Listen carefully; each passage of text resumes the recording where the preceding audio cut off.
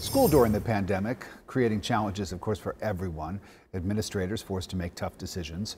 I sat down recently with Fulton County School Superintendent Dr. Mike Looney, who is drawing from his own personal experiences to help guide students and staff.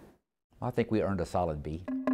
Dr. Mike Looney says there were definitely things he could have done better while adapting to the realities of the coronavirus. If we missed a single student that in some way didn't meet that single student's needs, then I think that is a shortcoming on our part, and a shortcoming on my part as a superintendent of schools. The district's own internal studies show there was double the disruption of growth since fall of 2020, with Black and Hispanic students' growth in reading impacted anywhere from 2 to 6 times more than their white classmates. We have to be in this for the long haul, and we're going to have to enlist more people and use more resources than we have ever before. While many Georgia parents complained about the slow pace of getting kids back into the classroom, a lot of Fulton families credit Dr. Looney for getting them back the quickest. Looney says his decisions were informed by his own difficult childhood in Columbus, Georgia. I was a runaway as a child and spent some time on the streets and in juvenile hall and circumstances that no child should go through.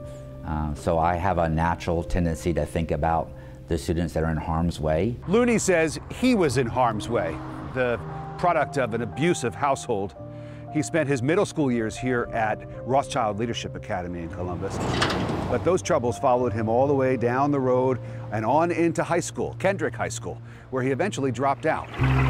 And it was here that he sought shelter many nights. Mike Looney telling us that he slept underneath this overpass in downtown Columbus, right where Forest Drive goes over the Bull Creek. Imagine the future superintendent of Fulton County Schools protecting himself underneath this overpass, homeless and hungry. When school is not in session, many of our students don't have resources to get food or shelter, and that's an important thing to me. He also says for all the talk of learning loss, they've learned resilience, they've learned to endure, they've learned to be flexible. So it's not that our students haven't been learning, they've been learning different things that might not be taught in a math book, but they're important life lessons.